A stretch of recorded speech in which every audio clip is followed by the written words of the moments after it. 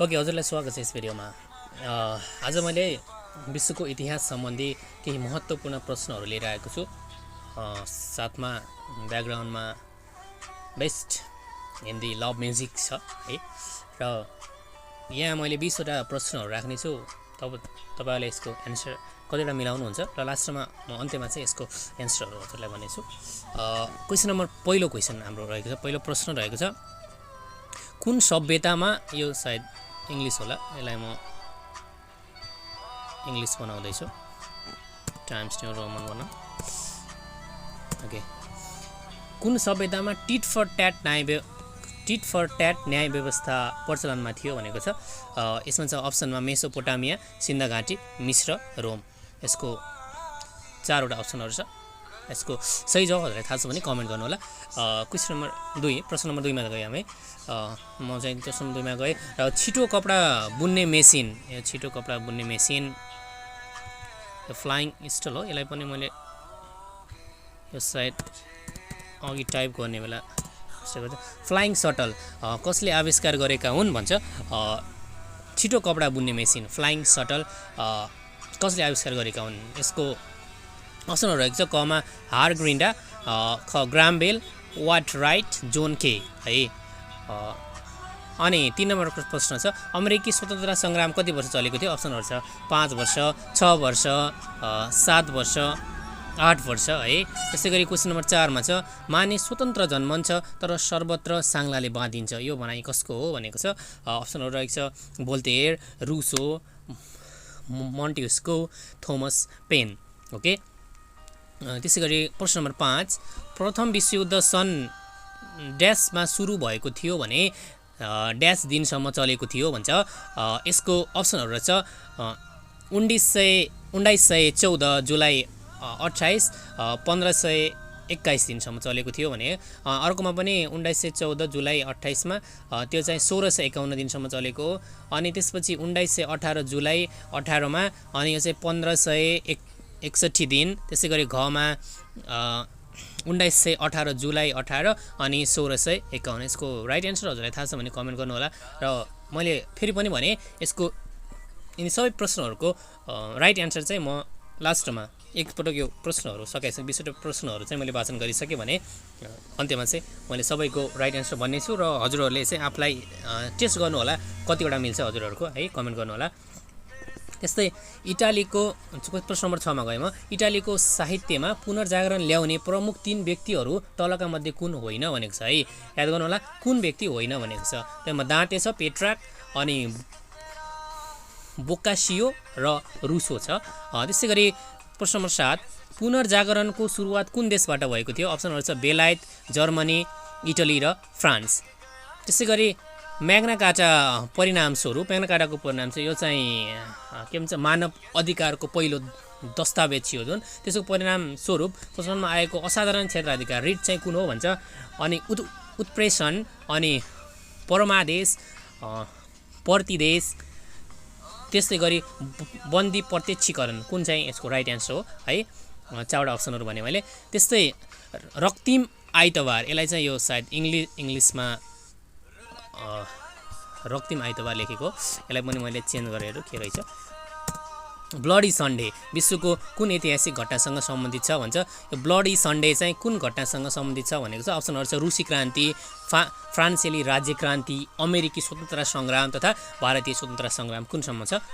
यसको 4वटा अप्सनहरू भयो। त्यसै गरी क्वेसन नम्बर 10मा आइसके, प्रथम विश्वयुद्धको राजनीतिक होडबाजको आधारमा अग्रस्थानमा आउने राष्ट्र कुन हो। फेरि सुन्नु होला, प्रथम विश्वयुद्धको राजनीतिक होडबाजको आधारमा अग्रस्थानमा आउने राष्ट्र कुन हो। अप्सनहरू छ बेलायत, जापान, जर्मनी र इटली। त्यसै गरी प्रश्न नम्बर 11, रुसी राज्य क्रान्तिपछि कुन शासन व्यवस्थाको स्थापना भएको थियो भनेको छ। साम्यवाद, समाजवाद, गणतन्त्र तथा माथिको सबै भएको थियो भन्ने छ। त्यसै गरी क्वेसन नम्बर 12मा जान चाहन्छु म अब। प्रश्न नम्बर 12मा मेरो सङ्घर्ष, यो मेरो सङ्घर्षको सायद यो युनानी है, यसलाई पनि इङ्ग्लिस बनाऊँ, टाइम्स न्यू रोमनमा बनाएँ मैले। मेन काफ्ट भनेको छ मेरो सङ्घर्ष, यसको इङ्ग्लिस यो बुक हो है। यसको कसको कृति हो भनेको छ। यो अलिकति मिस्टेक भएर रहेछ, ठिकै छ। मेरो सङ्घर्ष भन्ने बुक छ, यो चाहिँ कसको कृति हो भन्छ। अप्सनहरूमा कमा हिटलर, रुसो, दाँते तथा भोल्टेयर छ। प्रश्न नम्बर 13, विश्वको सबैभन्दा पुरानो सभ्यता कुन हो भनेको छ। मिस्रको सभ्यता, रोमको सभ्यता, मेसोपोटामियाको सभ्यता तथा सिन्ध घाटीको सभ्यता यसका अप्सनहरू भए। त्यस्तै गरी प्रश्न नम्बर देखिरहेको छ, घटेको त छैन होइन, ओके। प्रश्न नम्बर 14 मा छ भर्साइल सन्धि अमेरिकी स्वतन्त्रता सङ्ग्रामसँग सम्बन्धित छ भने, भर्साइल सन्धि अमेरिकी स्वतन्त्रता सङ्ग्रामसँग सम्बन्धित छ भने भर्सेलिजको सन्धि केसँग सम्बन्धित छ भनेको छ। अप्सनहरू छ, प्रथम विश्वयुद्ध हो, रुसी क्रान्ति, फ्रान्सेली राज्य क्रान्ति तथा कुनै पनि होइन, कुनैसँग पनि सम्बन्धित छैन भनेको छ यहाँ दिएको मध्ये है। त्यसै गरी प्रश्न नम्बर 15, खुनी अदालत, यो चाहिँ खुनी अदालत यहाँसम्म है। यो खुनी अदालत भनेको चाहिँ इङ्ग्लिसमा लेखेको हो। यो द ब्लडी एजिज विश्वको कुन घटनासँग सम्बन्धित छ भन्छ। गौरवपूर्ण क्रान्तिसँग छ कि रुसी क्रान्तिसँग छ होइन, फ्रान्सेली राज्य क्रान्ति त्यस्तै कुनै पनि होइन भनेको छ अप्सन। त्यसै गरी 16 नम्बरको प्रश्नमा आएँ म। 16 नम्बरको प्रश्नमा चाहिँ रुसी राज्य क्रान्ति, यो रान्ने क्रान्ति भएर रहेछ, यो चाहिँ रान्ने क्रान्ति नभएर राज्य क्रान्ति हो। रुसी राज्य क्रान्तिको समयमा त्यहाँ कुन राजवंशको शासन रहेको थियो भनेको छ। अनि रोमानोभ वंश, स्टुवर्ट वंश होइन, ट्युडर वंश तथा प्लटवर्स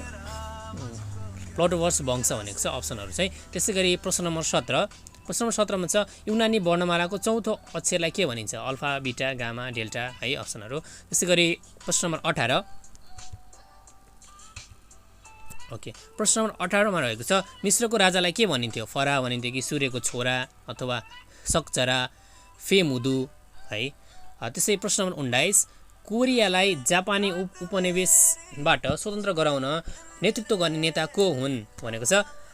क्युन वाङ योन है, ताङसिङ योइङ, त्यसै किम जोङ र स्याङ च्याङ लिङ, यिनी 4वटा अप्सनहरू छ। त्यसै गरी अन्तिम प्रश्न आजको, द्वितीय विश्वयुद्धको समाप्तिको समयमा संयुक्त राष्ट्र अमेरिकाका राष्ट्रपति को थिए। Harry S Truman, Franklin D Roosevelt, Robert Hoover, Dwight इसहोफ भन्ने छ। यिनीहरू अप्सनहरू छ र 20वटा प्रश्नहरू मैले राखिसकेको छु र कतिवटा प्रश्नहरू तपाईँहरूले मिलाउनु भयो त्यो चाहिँ अब चेक गर्न गइरहेको छ हामी। म चाहिँ प्रश्न नम्बर 1बाट चाहिँ राइट एन्सर भन्दै आउनेछु अब। प्रश्न नम्बर 1 मा जुन थियो यो चाहिँ यसको राइट एन्सर छ मेसोपोटामिया। मैले चाहिँ अन्डरलाइन पनि गरिदिएँ है यसलाई। कुन सभ्यतामा टिट फर ट्याट्सको व्यवस्था छ भनेको थियो, यो चाहिँ मेसोपोटामिया थियो। अनि यो छिटो कपडा बुन्ने मेसिन फ्लाइङ सेटल चाहिँ यो जोन केले बनाएका थिए, जोन केले। यो जोन केलाई चाहिँ म अन्डरलाइन गर्छु, ओके। त्यसै गरी अमेरिकी स्वतन्त्रता सङ्ग्राम कति वर्ष चलेको थियो भनेको चाहिँ यो चाहिँ 8 वर्ष चलेको थियो है, यो चाहिँ 8 वर्ष चलेको थियो। मानिस स्वतन्त्र जन्मन्छ तर सर्वत्र साङ्लाले बानिन्छ, यो भनाइ चाहिँ कसको हो भन्ने थियो। यो भनाइ चाहिँ रुसोको थियो, रुसोले चाहिँ यो भनेको थिए। त्यसै गरी प्रश्न नम्बर 5 मा प्रथम विश्वयुद्ध मा सुरु भएको थियो र यति दिनसम्म चलेको थियो भन्ने छ। यो चाहिँ यसको राइट एन्सर यो क नम्बरको 1914 जुलाई 18 मा सुरु भएको थियो र यो चाहिँ 1561 दिनसम्म चाहिँ चलेको थियो।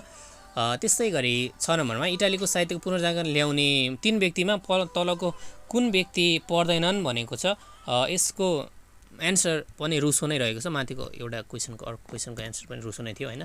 त्यसै गरी पुनर्जागरणको सुरुवात कुन देशबाट भएको थियो भन्नेको प्रश्न रहेको छ है।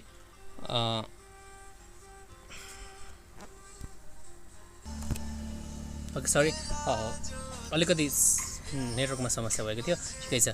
हामी चाहिँ पुनर्जागरणको सुरुवात कुन देशबाट भएको भन्ने थियो। यसको राइट एन्सर हो इटलीबाट चाहिँ सुरु भएको थियो है। त्यसै गरी म्याग्ना कार्टाको परिणामस्वरूप चाहिँ असाधारण कुन रिट आएको थियो भन्ने छ। यो चाहिँ बन्दी प्रत्यक्षीकरण भन्ने चाहिँ त्यसपछि यो मानवाधिकारको यो दस्तावेज लागू भइसकेपछि आइसकेको थियो, ठिकै छ। अनि प्रश्न नम्बर 9 मा रक्तिम ब्लडी सन्डे है, रक्तिम आइतबार चाहिँ कुन ऐतिहासिक घटनासँग सम्बन्धित छ भनेको छ। यो चाहिँ रुसी क्रान्तिसँग चाहिँ सम्बन्धित छ। त्यसैगरी प्रश्न नम्बर 10 मा प्रथम विश्वयुद्धको राजनीतिक होडबाजमा आधारमा अग्रस्थानमा आउने राष्ट्र कुन हो भनेको छ है। प्रश्न नम्बर 10 मा जुन अग्रस्थानमा आउने भनेको छ यसमा चाहिँ बेलायत पर्छ। यसको राइट आन्सर हो बेलायत। त्यसैगरी रुसी राज्यक्रान्ति चाहिँ कुन शासन व्यवस्था भनेको छ यसको राइट आन्सर चाहिँ साम्यवाद रहेको छ। ओके, त्यसैगरी हामी अब 12 नम्बरको प्रश्नमा गइसकेको छ। सरी यहाँसम्म। ओके, मेरो सङ्घर्ष यो चाहिँ हिटलरको कृति हो। विश्वको सबभन्दा पुरानो सभ्यता कुन हो भनेको छ। विश्वको सबभन्दा पुरानो सभ्यता भनेको मिश्रको सभ्यता हो। यो यसमा पनि भयो। सिन्ध घाटीको 14 भर्साइलिज सन्धि अमेरिकी स्वतन्त्र सङ्ग्रामसँग सम्बन्धित छ भने भर्साइलिजको सन्धि केसँग सम्बन्धित छ भनेको छ है। क्वेसन नम्बर 14 को ओके, यो चाहिँ